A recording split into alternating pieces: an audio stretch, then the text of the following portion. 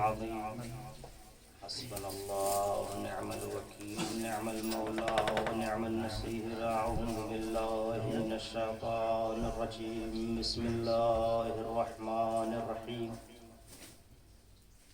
الحمد لله الذي هدانا لهذا وما كنا لنهتدي لولا أن هدانا الله لقد جاءت رسل ربنا بالحق الصلاة والسلام على سيدنا ونبينا وشفيع ذنوبنا وحبيب قلوبنا وطبيب نفوسنا العبد المؤيد والرسول المسدد المصطفى الأمجد صاحب الأبد أول العدد الذي سمي في السماء بأحمد وفي الأرضين بالقاسم محمد اللهم صل على محمد وآل محمد أهل بيته الطيبين الطاهرين المعصومين المظلومين المنتخبين المنتجبين المخصوصين بطرف البلاء المكرمين بتحف العناء اللهم إنا نسألك بأن يوفقنا لعزاء الشهيد على مقتول الطريد صاحب الدمعة الساكبة المصيبة الراتبة الذي بكت عليه البحار بأمواجها والسماوات بأركانها والأرض بأرجائها والأشجار بأغصانها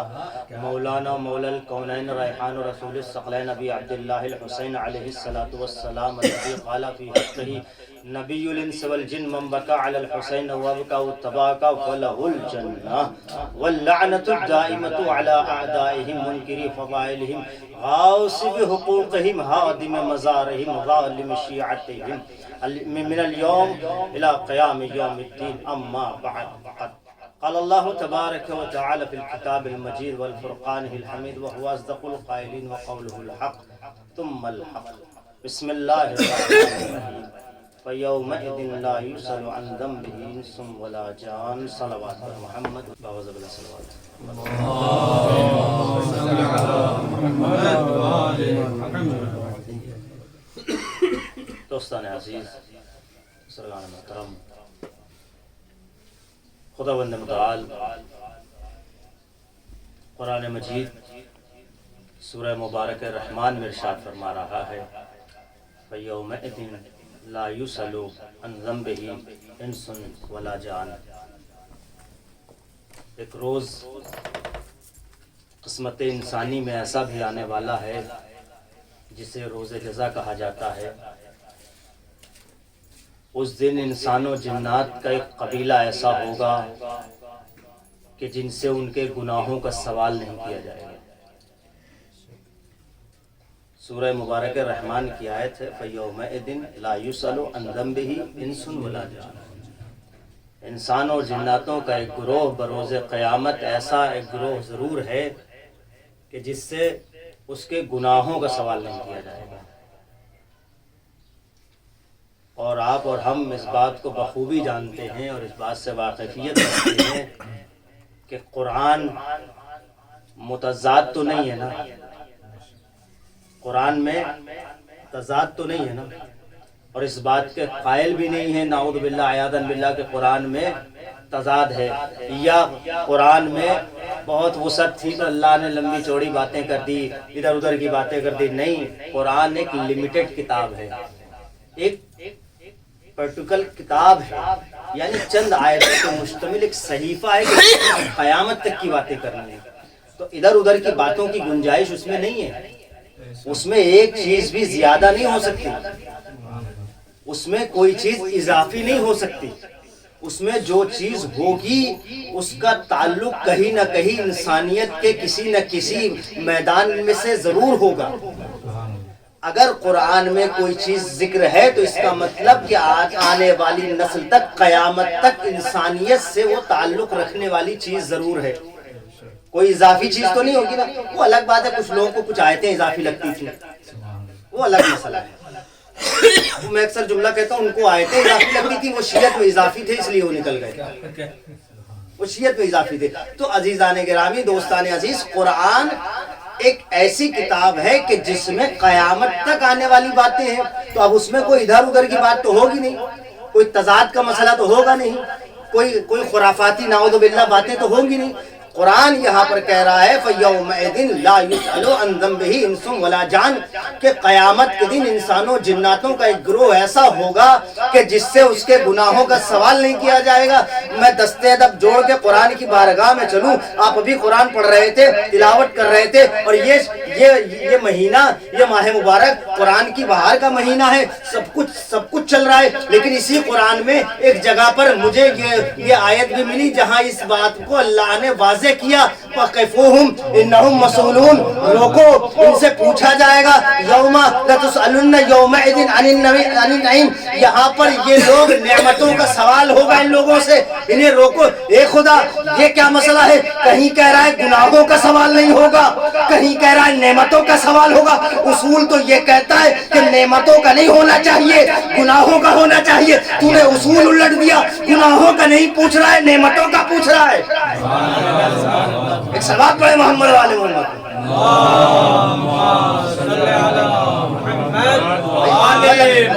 ثم لتسألن یومئذ عن النعیم کی جو آیت ہے اس کا مطلب کیا ہے؟ اس کا مطلب یہ ہو رہا ہے کہ خدا قیامت میں نعمتوں کا سوال کرے گا۔ اب اگر کوئی ہوش مند ہو، عقل مند ہو، خرد والا ہو تو وہ کہے گا نہیں کہ قرآن کی سورہ رحمان میں تو خدا کہہ رہا ہے ہم گناہ نہیں پوچھیں گے، اور یہاں آ کے سورہ تکاثر میں کہہ رہا ہے ہم نعمتوں کا سوال کریں گے۔ یہ تو تضاد ہو گیا، کہاں گناہ کہاں نعمت۔ عقل کا تقاضا یہ ہے کہ نعمت پہ سوال نہ کیا جائے اور گناہ پہ سرزنش کی جائے، لیکن قرآن نے معاملہ الٹا کہ ہم نعمت کو پوچھیں گے، گناہ کی سرزنش نہیں۔ اس کا مطلب یہاں گروہ دو الگ الگ طریقے کے ہیں، وہ الگ ہے جن سے نعمتیں پوچھی جائیں گی، وہ الگ ہے جن کے گناہ نہیں پوچھے جائیں گے۔ صلوات پڑھے محمد والے محمد۔ یہ چیز ایک ہی گروہ کے ساتھ نہیں ہو سکتی کہ ایک ہی طبقہ انسانی ہو اسی سے نعمت کا سوال ہو، اسی سے گناہ نہ پوچھا جائے، نہ، یہ الگ الگ گروہ ہیں۔ کیونکہ قیامت میں تو ایک گروہ ایسا بھی ہوگا نا کہ جس کو روک کے پوچھا جائے گا نعمتوں کے بارے میں، اور ایک گروہ ایسا بھی ہوگا کہ جس سے نعمت کا بھی سوال نہیں کیا جائے گا۔ سفرہ لگا ہوا ہے، زاہد بھائی معاف کیجئے گا بھی وقت ہے، لیکن سفرہ لگا ہوا ہے۔ ہمارے اور آپ کے چھٹے امام تشریف فرمائے، سامنے بیٹھا ہے امت مسلمہ کا بہت بڑا امام ہے نعمان، سفرہ لگا ہوا، ظاہر ہے طرح طرح کی نعمتیں ہیں۔ امام نے پوچھا من نعیم عندک یا نعمان، نعمان تمہارے نزدیک نعمت کیا ہے؟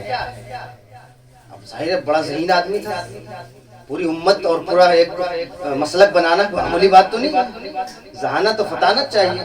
کہہ رہا القوت من الطعام والماء البارد، جتنا اسٹیٹس انسان کا ہے اتنا ہی بولتا ہے۔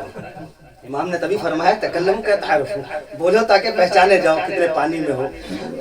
امام نے جب پوچھا نعمان نعمت کیا ہے تمہارے نزدیک؟ کہا القوت من الطعام والماء البارد، مولا کھانا پینا مل جائے کافی نعمت ہے، ہو گیا کام۔ مولا نے فوراً جملہ بدلا، فرمایا اگر ایسی بات ہے تو پھر کیا ہوگا؟ کب؟ لئن، اور اگر یہ معاملہ ہے تمہارا لئن وَإِذَا كَانَ وُقُوفُكَ بَيْنَ يَدِ اللَّهِ تَعَالَى، اگر تمہارا خدا نہ خواستہ تم اللہ کے سامنے پہنچ گئے اور کھڑے ہو گئے حَتَّى يَسْأَلَكَ عَنْ كُلِّ أَكْلَةٍ أَكَلْتَهَا وَشُرْبَةٍ شَرَبْتَهَا، کہ اللہ ہر اس لقمے کا سوال تم سے کرے جو تم نے کھایا، ہر اس گھونٹ کا سوال کرے جو تم نے پیا ہے، لَيَتُولَنَّ وقوفک، اے نعمان تمہارا تو بہت لمبا چوڑا حساب ہو جائے گا، کیوں ٹھیک ٹھاک کھاتے ہو تم؟ اس کا مطلب تو یہ ہے نا لَيَتُولَنَّ وقوفک کا مطلب کیا ہے؟ یعنی آپ کی خوراک ماشاءاللہ ٹھیک ہے، آپ کا حساب کتاب تو لمبا ہو جائے گا۔ تم نے کہا کہ نعمت یہ ہے کہ کھانا پینا، اگر اللہ ہر لقمے کا سوال کرنے لگے، ہر ایک گھونٹ کا سوال کرنے لگے، تو نعمان تم تو اللہ کی بارگاہ میں بہت دیر تک سوال کی فہرست میں کھڑے رہو گے۔ فوراً نعمان نے کہا جعل تو فداک ومن نعم عندک، مولا آپ پہ قربان، نعمت آپ بتائیے۔ مولا نے ایک مرتبہ سینے اقدس پہ ہاتھ مارا اور فرمایا نحن نعم اللہ التي انعم اللہ علیکم، ہم اللہ کی وہ نعمت ہے جو اللہ نے تم پہ نازل کی ہے، ہمارے بارے میں پوچھا جائے گا، کسی اور کے بارے میں نہیں۔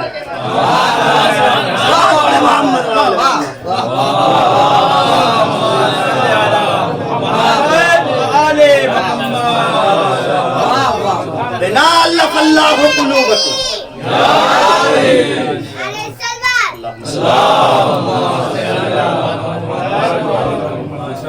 بنا الف اللہ قلوبکم، ہماری وجہ سے تمہارے دلوں میں محبتیں امڑ رہی ہیں، ہماری وجہ سے۔ ہم وہ ذریعہ ہیں کہ جو تم دشمن ہونے کے باوجود ہماری محبت پہ یکجا ہو جاتے ہو، ورنہ سرحدوں کے فاصلے تو جینے نہیں دیتے۔ ہم صرف نام مولا پہ اکٹھے ہیں، ورنہ کس کو اس دنیا میں کس کی پڑی ہے۔ آج اگر ہم ایک دوسرے کی حمایت میں کھڑے ہیں تو نام مولا کھڑے ہیں، کیونکہ ہمارے پاس جو ہماری سرپرستی جو نام کر رہا ہے وہ محمد والے محمد کا نام ہے۔ تو نعمت کیا ہے؟ اب یہ سوال ہو رہا ہے نعمتوں کا، بھائی نعمت تو پوچھی جائے گی، تو کیا نعمت پوچھی جائے گی؟ اب نعمت کا سوال، اور نعمت میں نے آپ کی خدمت میں عرض کر دی جسارت کے ساتھ، میں کوئی خطیب وطیب نہیں ہوں، ماشاءاللہ آپ علماء افاضل ہیں، اور اس وقت تو ماشاءاللہ مجموع البحرین کا منزل ہے کہ علماء و افاضل نجف بھی اور قم بھی۔ تو عزیزان گرامی، عرض خدمت یہ ہے کہ وہ نعمتیں جن کے بارے میں اللہ پوچھے گا، وہ نعمتیں معمولی نعمت نہیں ہوگی، کیونکہ علماء فرماتے ہیں اگر اللہ یہ چھوٹی چھوٹی چیزوں کے بارے میں پوچھنے لگے، کتنی سانسیں لیجی، کتنا پانی پیا ہمارا، کتنے لقمے کھائے، کتنا کھائے، یہ اس کی شایان شان نہیں ہے، کیونکہ وہ یہ تو کافر کو بھی دے رہا ہے، یہ تو کافر کو بھی دے رہا ہے، یہ اس کے فضل کا تقاضا ہے کہ اس نے مومن اور کافر کو برابر دیا ہے۔ بس اس نعمت کا سوال ہوگا جس کی وجہ سے مومن مومن بنا ہے، کافر کافر رہ گیا ہے۔ سوال پڑھے محمد والے محمد۔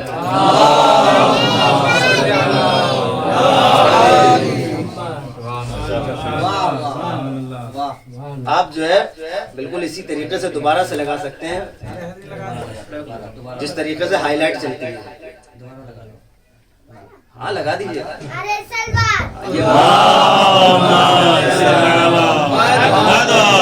تو نعمت کوئی معمولی نعمت تو ہوگی نہیں، نعمت کوئی بڑی نعمت ہوگی، کوئی بڑی نعمت ہوگی جس کے بارے میں اللہ پوچھے گا، ورنہ یہ تو اس کے شایان شان نہیں ہے خدا کے کہ وہ ایک چھوٹی چھوٹی چیز۔ بھئی آپ عام سی مثال لے لیں، مثلا اس دنیا کا سب سے بڑا آدمی لے لیں جو سب سے پیسے والا ہے۔ اب آج کل تو پتہ نہیں چلتا نا، کتنے دن میں کوئی بھی چینج ہو جاتا ہے، پتہ نہیں کس کا حساب کتاب ٹھیک ٹھاک ہو گیا وہ۔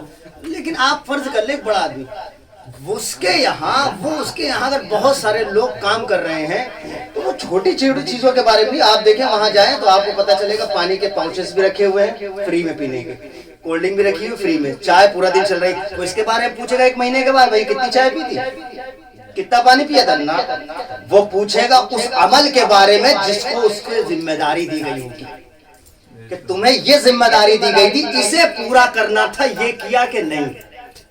بس یہی کیفیت ہماری ہے، انسانوں کی ہے کہ ہم سے یہ سب نہیں پوچھا جائے گا، یہ تو ہمارے لیے ایک طریقے سے اضافی چیزیں ہیں کہ یہ کھا پی لو، اپنے آپ کو توانا رکھو، سرشار رکھو، آمادہ رکھو، تیار رکھو، تازہ رکھو، بالکل تیار رہو۔ کیوں؟ کیونکہ یہ سب چیزیں تمہارے لیے سپورٹ کریں گی کہ جو تمہارے اوپر ذمہ داری دی ہے، جو امانت پیش کی ہے نا، اس امانت کو اچھے سے ادا کرو،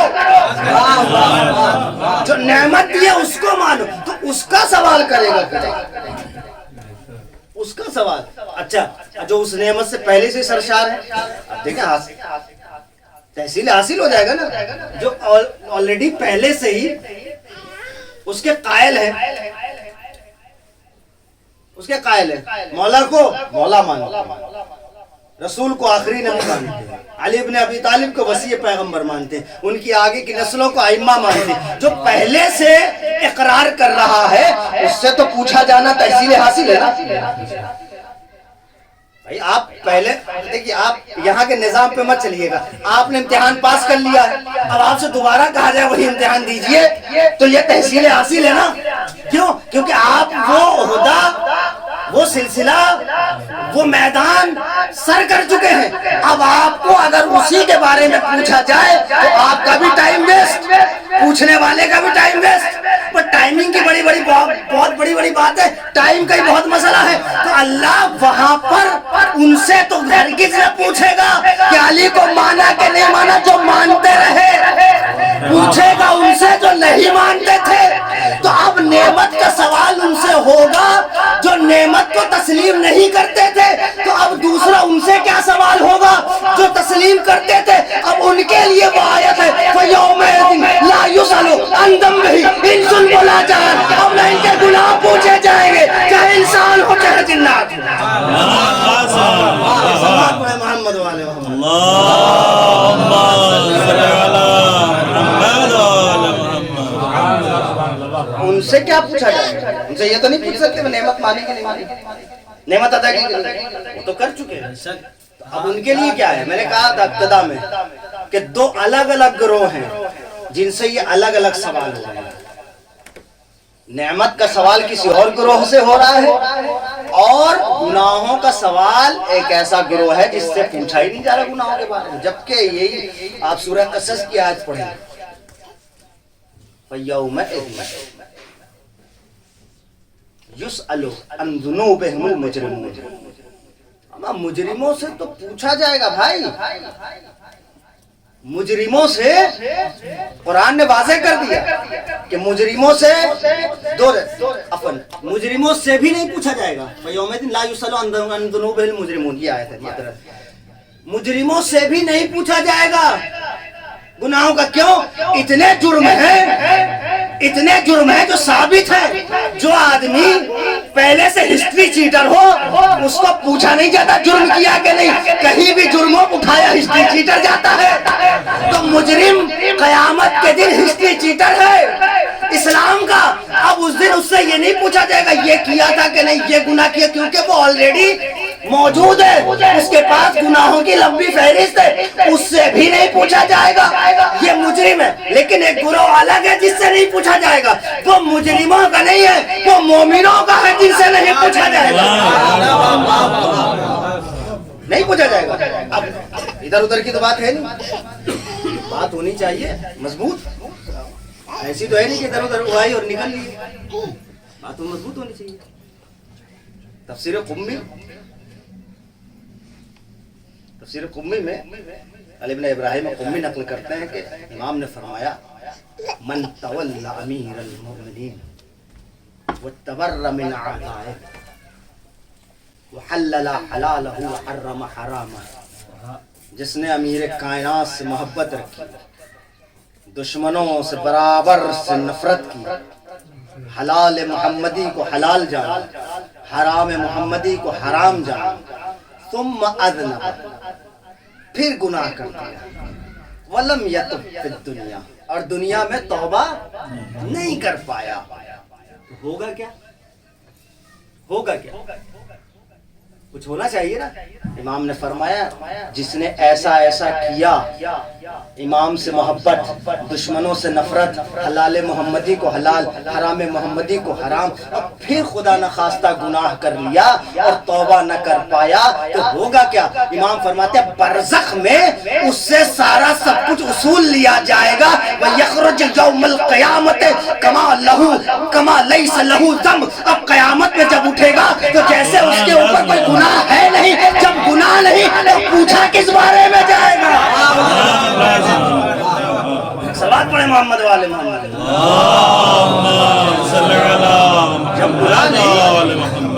جب گناہ ہی نہیں ہے، امام فرماتے ہیں کہ جب وہ اٹھے گا لیس علیہ ذنب، اس کے اوپر کوئی گناہ نہیں. جب گناہ نہیں رہے گا حتی یسأل یوم القیامہ، یہاں تک کہ اس سے پوچھا جائے بھیا قیامت میں کیا کیا گناہ کیے. کیوں؟ کیونکہ اب جو یہ اٹھ رہا ہے یہ کون ہے؟ من تولی امیر المومنین وتبر من اعدائہ. دونوں شرطیں، دونوں سکے کے دونوں پہلو معتبر ہیں. من تولی امیر المومنین وتبر من اعدائہ، جو ایسا کر کے خدا نخواستہ گناہوں میں مبتلا ہو کے اس دنیا سے گزر گیا تو پھر برزخ میں اس کے ساتھ ٹھیک ٹھاک حساب کتاب ہوگا. لاٹھی چارج تو ہوگا لیکن برزخ میں. جب وہ قیامت میں اٹھے گا لیس لہ ذنب، اب کوئی گناہ نہیں ہوگا. حتی یسأل، کہ اس سے پوچھا جائے کہ بھیا کیا کیا گناہ کیا. تو عزیزان گرامی، آیت قرآنی واضح طور پہ کہہ رہی ہے کہ کچھ لوگ ایسے ہیں کہ جن سے یہ سوال نہیں ہوگا. ایک صلوات پڑھیں محمد والے.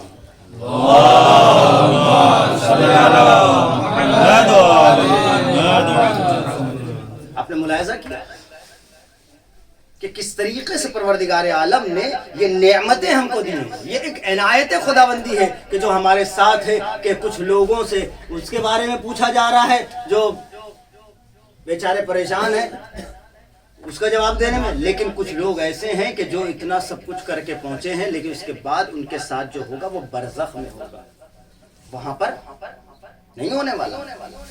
کیونکہ وہ جگہ وہ رحمان رحیم کی بارگاہ ہے، وہاں پر وہ اپنے چاہنے والوں کو اور ان کو جو اہل بیت علیہ الصلوۃ والسلام سے متمسک ہے ان کو کبھی شرمندہ نہیں ہونا. آپ دیکھیں اہل بیت کبھی ہمیں شرمندہ نہیں ہونے دیتے، کبھی اہل بیت ہمیں شرمندہ نہیں ہوتے. شاید اگر مجھے یاد آ جائے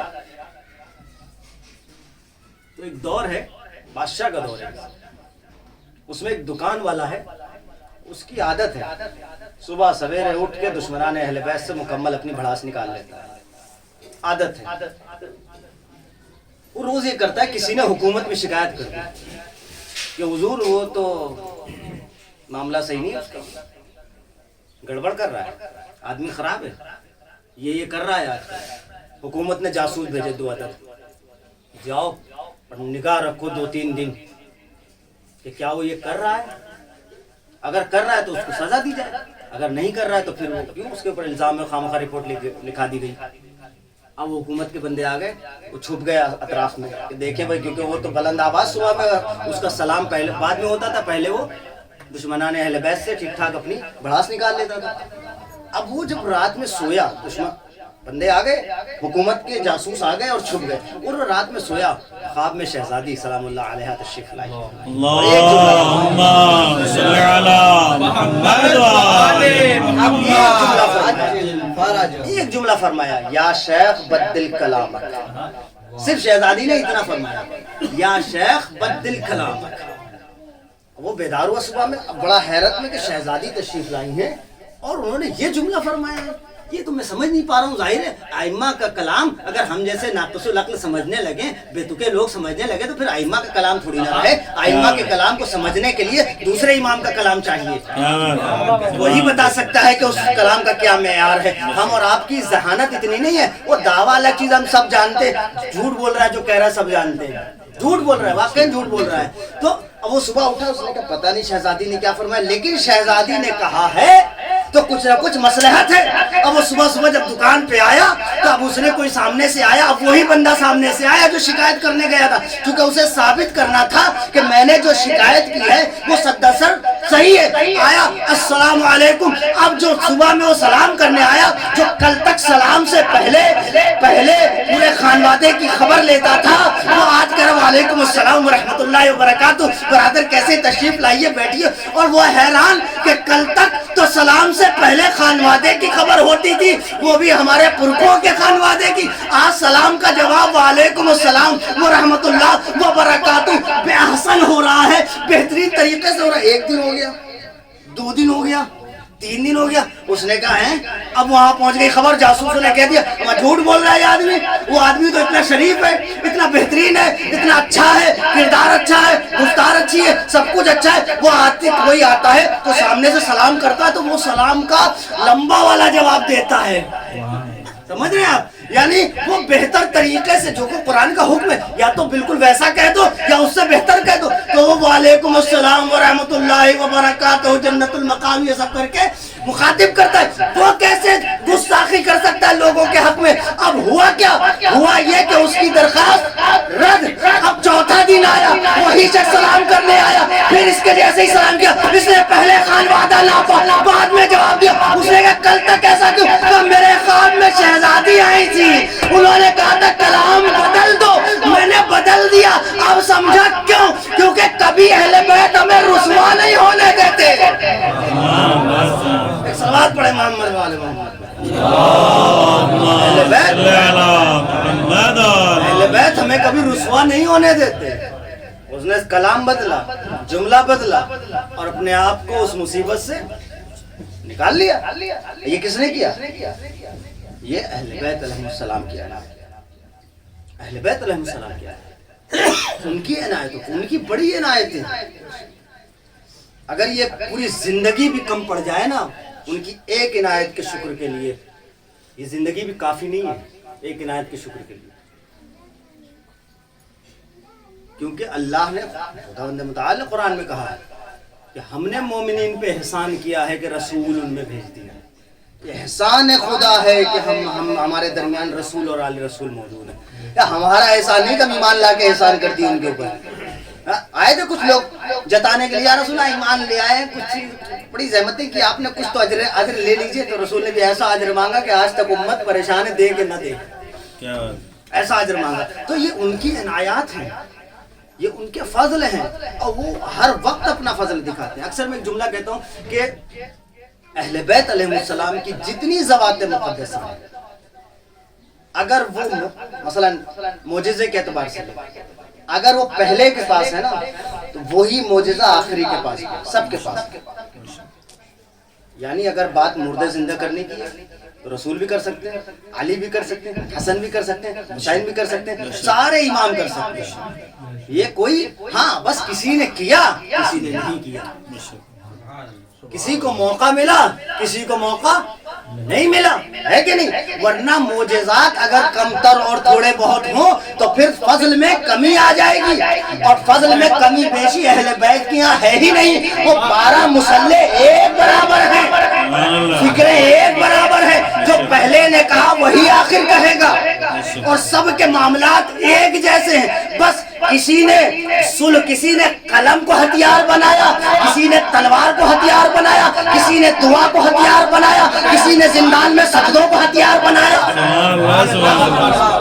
یہ الگ الگ طریقے رہے ہیں, طریقے الگ ہو سکتے ہیں, مقصد الگ نہیں تھا, سب کا مقصد ایک جیسا تھا. وہ سارے کام سب کر سکتے ہیں. امام نے مردہ زندہ کیا, اوروں نے بھی کیا, ایسا نہیں کہ نہیں کیا, کیا کہ نہیں کیا. تو ہمارے اوپر یہ ان کی عنایات ہیں. آپ دیکھیے کتنا خیال رکھتے ہیں.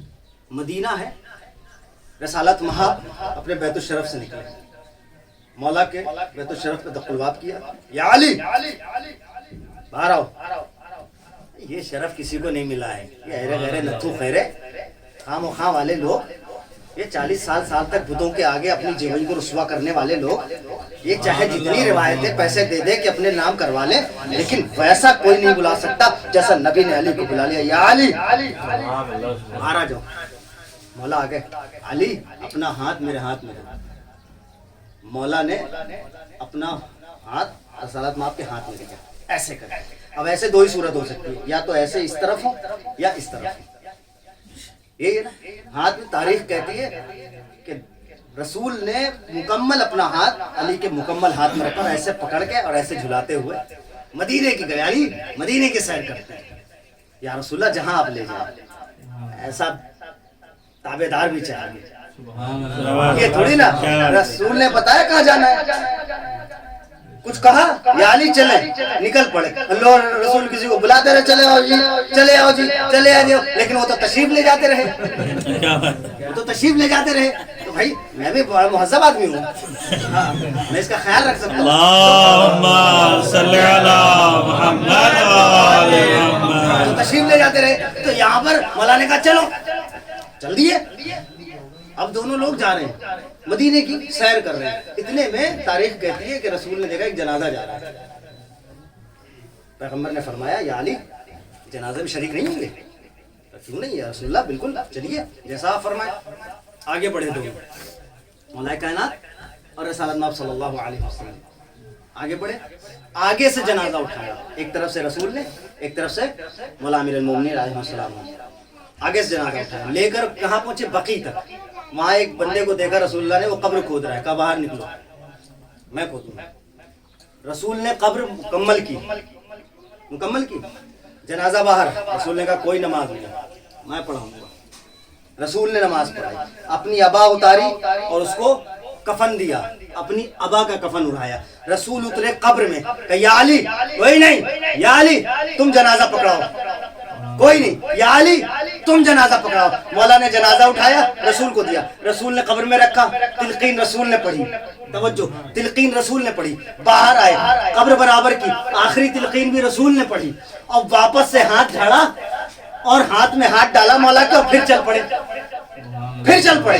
اتنا سب کچھ کر کے چل پڑے. اور جب تھوڑی دور گزر گئے, تھوڑی دور ہو گیا, رسول نے فرمایا یا علی. مولا نے کہا لبیک یا رسول اللہ, کہ یا علی اگر کوئی شخص اس کائنات میں ایسا ہو جس کے جنازے کو میں اور تم کاندھا دیں, جس کے جنازے پہ نماز میں پڑھاؤں, اس کا کفن میری آبا بنے, قبر میں کھودوں, قبر میں اتارنے والا علی ہو, قبر میں لٹانے والا رسول ہو, قبر بند کر کے قبر میں تلقین پڑھنے والا میں ہوں, بند کرنے کے بعد بھی تلقین میں پڑھوں. اے علی اس وقت تک جنت کی خوشبو نہیں سونگھ سکتا اگر تمہاری ولایت سے دور ہے.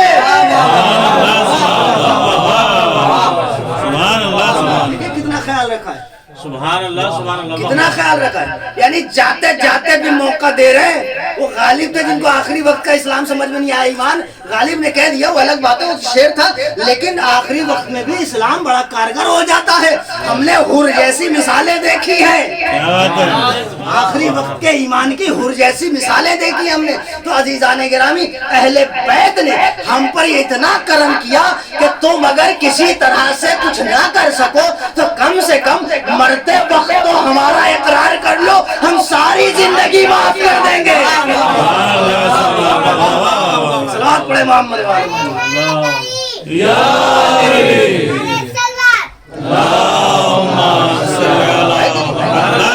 علی ساری زندگی تمہاری بخش دیں گے, لیکن شرط ہمارا اقرار کر لو, ہم سب کچھ معاف کر. زاہد بھائی ٹائم بتا سکتے ہیں آپ؟ بس آخری بات اور انشاءاللہ مسائل, اور مجھے امید ہے کہ پھر انتظار بھی زاہد بھائی کو نہیں کرنا پڑے گا زیادہ. جی 10 دقائق. تاریخ کے جملے ہیں. راوی کہتا ہے کہ وہ ماہ مبارک آخری ماہ مبارک تھا کہ جس میں امام کو ضرب لگی, آخری. یعنی جو روایت میں راوی کا فی شہر الذی اصیب بہ امیر المومنین, میں اس ماہ میں امام کی خدمت میں پہنچا جس ماہ میں امام کو ضربت لگی. یعنی ماہ مبارک میں راوی امام کی خدمت میں آیا, مولا متقیان بیٹھا ہوا تھا. امام نے امام حسن کو بلایا, یا ابا محمد, اے میرے لال حسن ادھر آؤ. جی بابا. ممبر پہ جاؤ, وحمد اللہ وثنا علیہ, حمد خدا, ثناء خدا کہو. پھر اس کے بعد اپنے نانا کا ذکر خیر کرو. اس کے بعد وقل, اور کہو لعن اللہ ولدا اق ابویہ, لعن اللہ ولدا اق ابویہ, لعن اللہ ولدا اق ابویہ. یہ جملہ 3 مرتبہ امام نے. پھر لعن اللہ غنما ابق عن موالی, ابقان لعن اللہ عبدا ابقان موالی ولعن اللہ غنما، اور ان بکریوں پہ بھی لعنت ہے جو اپنے چرواہے سے دور ہو جائے۔ امام گئے منبر پہ پہنچے، تشریف فرما ہوئے، تو ثنا کی، اس کے بعد امام نے یہ تینوں جملے اسی ترتیب سے جیسے مولا نے کہے تھے کہہ دیے۔ جیسے ہی امام نازل اترے ہیں اور تشریف لائے زمین پر، فوراً لوگوں کا مجمع امام کی طرف، امام حسن کی، یا ابا محمد یہ کیا کہہ دیا، یا ابا محمد یہ کیا کہہ دیا، یا ابا محمد یہ کیا کہہ دیا۔ یہاں واقع اہل بیت کی زندگی ایک ایسی زندگی جس سے ہم ایک ایک لمحے سے استفادہ کر سکتے ہیں۔ امام نے فرمایا الجواب علی امیر المومنین، خود امام ہے، جواب دے سکتے ہیں، لیکن یہ تہذیب بتائی ہے کہ اگر بڑا حکم دے تو اس حکم کا جواب بھی وہی دے گا۔ آپ زیادہ ماسٹر بننے کی کوشش نہ کریں کہ ہم نے زیادہ پڑھ لیا ہے ہم دے دیں، کوئی بات نہیں، استاد کیا بتائے گا۔ نہیں، اگر استاد نے کچھ کہا ہے تو جواب بھی استاد فرمایا الجواب علی امیر المومنین، جواب میرے آقا سے پوچھو، میرے بابا سے پوچھو۔ سارا مجمع امام کے پاس، مولا یہ کیا کہلوا دیا آپ نے، ادھم مچا دی پنجاب میں سب۔ کیا ہوا؟ کہا ابو الحسن نے، ابا محمد نے یہ کہہ دیا جا کے۔ امام نے فرمایا کہ ایک روز ایسا تھا مکے میں ہم سب نماز، ایک روز ایسا تھا مدینے میں ہم سب نماز ادا کر رہے ہیں، نماز کے بعد رسول میری طرف متوجہ ہوئے، میرے ہاتھ کو پکڑا، فاخذ یدی، میرے ہاتھ کو پکڑا، وانضم الی صدرہ، سینے سے لگا اور کہا یا علی۔ رسول نے فرمایا یا علی، مولا نے کہا لبیک یا رسول اللہ، کہ یا علی انا وانت ابوا هذه الامه، اے علی ہم اور تم اس امت کے باپ ہیں۔ پھر رسول نے فرمایا لعن اللہ ولدا اق ابویہ، اے علی ہم اور تم اس امت کے باپ ہیں، ان بچوں پہ لعنت جو ہمارے آنکھ ہو جائے، جن کو ہم آنکھ کر دیں۔ اچھا پیغمبر نے فرمایا، اللہ نے سن لیا، چپ ہو گیا۔ پیغمبر نے جملہ بولا یا علی قل آمین، ہائے ہائے ہائے، یا علی قل آمین۔ اب مجھے بتائیے دعا کرنے والا رسول جیسا نبی ہو، آمین کہنے والا علی جیسا وسیع ہو، تو کیا قیامت تک وہ دعا قبول نہ ہوگی؟ فوراً قبول ہوئی، قیامت تک لعنتیں ان کے مقدر میں لکھ گئی کہ جو علی و محمد کا ممکن ہے۔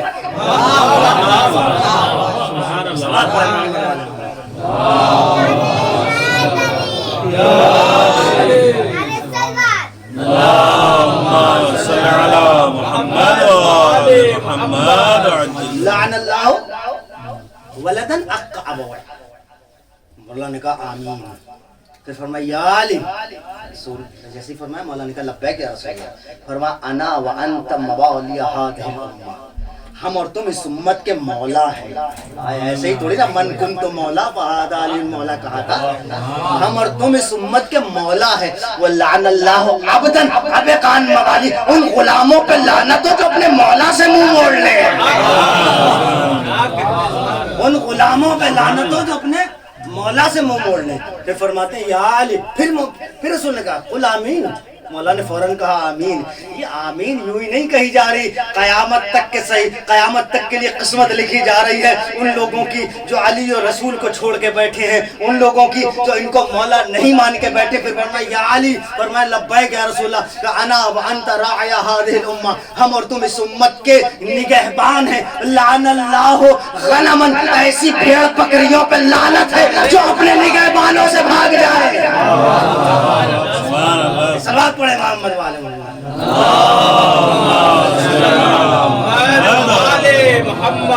بھیڑ کے بغیر بھی استعمال کر سکتا تھا، لیکن میں نے خیال رکھا مترادفات کا کہ بھیڑ بکریاں استعمال کروں، کہیں لوگ ادھر ادھر نہ چلے جائیں۔ تو ایسا خیال رکھا ہے ہمارا، ایسا خیال رکھا ہے۔ اگر خیال نہ ہوتا، یہ ہمیں بچانے کے طریقے ہیں، یہ امت کو بچانے کے طریقے ہیں۔ اگر تم بچنا چاہتے ہو عذاب الہی سے اور وہاں پر ایسا ہونا چاہتے ہو کہ تم سے گناہ بھی نہ پوچھے جائیں، تو پھر ہمیں مانو۔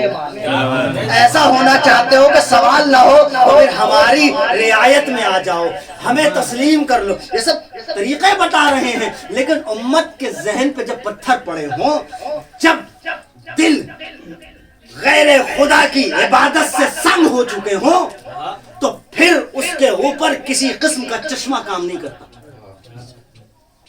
کسی قسم کا چشمہ کام نہیں۔ آپ دیکھیں یہ وہی لوگ جو رسول سے فضائل سن کے بیٹھے ہوئے تھے، سن کے کانوں سے. ماشاءاللہ میں نے کل کی مجلس میں کہا تھا کہ ماشاءاللہ جب یہ تو اپنے اپنے قوت سماعت کی بات ہے، یہ اپنی اپنی مطلب حواس خمسہ کس کو اللہ تیز دے دے. نہیں سنتے تو میدان کی نہیں سنتے، سن لیتے تو دیوار کے پیچھے کی سن لیتے ہیں. اپنی اپنی حواس خمسہ ان کی کس قدر تیز تھی، اپنا اپنا حساب ہے. تو وہ والا نہیں سننے پہ آئے تو میدان کی نہیں سنی، سننے پہ آئے تو دیوار کے پیچھے کا کلمہ بھی سنائی دے گیا ان کو.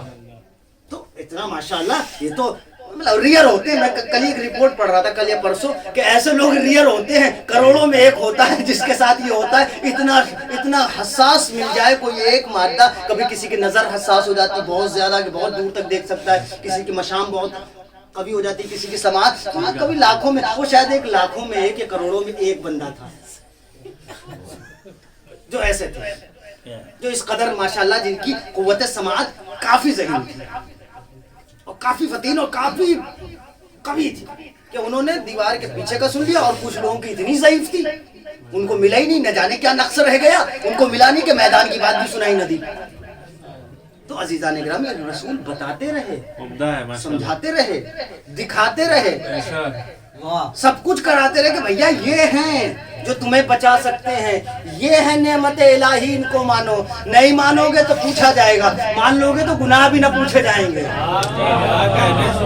مان لو گے تو گناہ بھی نہ پوچھے جائیں گے، نہیں مانو گے تو نعمت بھی پوچھی جائے گی، کیا کیا کھایا، کیا کیا پیا، سب کچھ پوچھا جائے گا. بس عزیزو جب نہ ماننے والی بات ہو اور جب دل تنگ ہو، جب دل سخت ہو، جب دل سیاہ ہو، جب ذہن منجمد ہو تو کچھ اثر نہیں کرتا. جب رسول کا کلام اثر نہ کیا تو کیا ہو رہا ہمارا اور آپ کا کلام.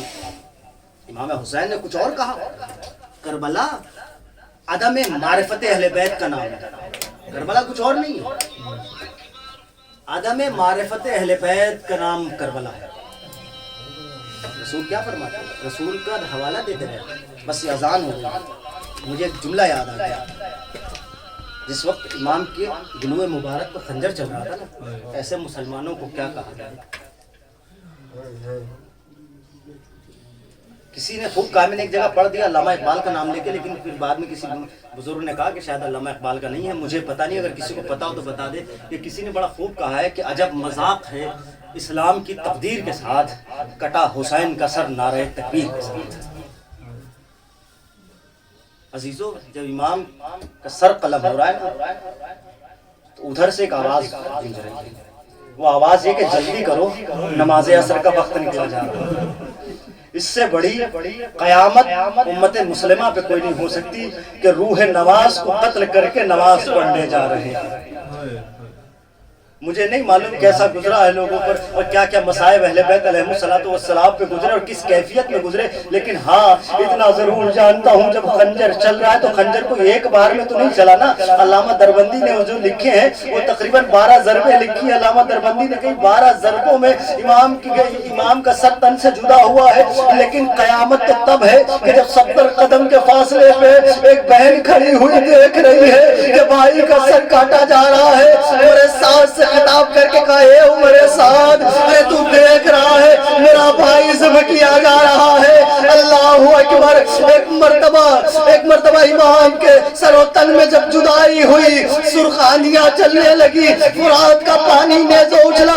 سیدہ ایک مرتبہ خیمہ امام سجاد میں آئی، اے بیٹا سجاد اٹھو اٹھو، دیکھو کیا قیامت آ گئی ہے. امام سجاد بیدار ہوئے، فرمایا پھوپھی اماں ذرا پردہ تو ہٹائیے. اب جو خیمے کا پردہ ہٹا، خدا کسی بیٹے کو یہ منظر نہ دکھا جو سید سجاد نے دیکھا. باپ کا کٹا ہوا سر، نوکے نیزہ کی بلندی، آواز السلام علیکم یا باب دل اجرکم اللہ. بس دو فقرے اور آپ کی خدمت تمام ہے. آپ کی روح عبادت کو آپ کی عبادت سے ملا دینا چاہتا ہوں. ایک مرتبہ تاریخ کہتی ہے امام کا سر تن سے جدا ہو گیا، بیویوں میں کوہرام مچ گیا، آہو فغاں ہونے لگی. تاریخ کہتی ہے اور ایک مرتبہ چھوٹی سی بچی ہے جو یہ سن رہی ہے کہ بابا کا سر تن سے جدا ہو گیا، بابا شہید ہو گئے، در خیمہ پہ آ کے کھڑی ہو گئی. ادھر سے کیا دیکھا؟ مقتل کی طرف سے ذوالجناح چلا رہا ہے. اب جو ذوالجناح آیا باگیں کٹی ہوئی ہے, زین ڈھلی ہوئی ہے, سر پہ خون لگا ہے. ارے ذوالجناح کی لجام پکڑی, اے میرے بابا کے ذوالجناح, میرا بابا کہاں ہے؟ تو نے میدان میں لے گئے. عجب نہیں, زبان بے زبانی سے کہا, اے شہزادی میں نے بڑی کوششیں کی لیکن سرکار کو ظلم سے نہ بچا سکا. شہزادی آپ کے بابا اس کائنات میں نہ رہے. واہ حسین واہ علی اسے عالم الذین ظلموا وانقلب انا للہ و انا الیہ راجعون رضا بقضائہ وتسلیم.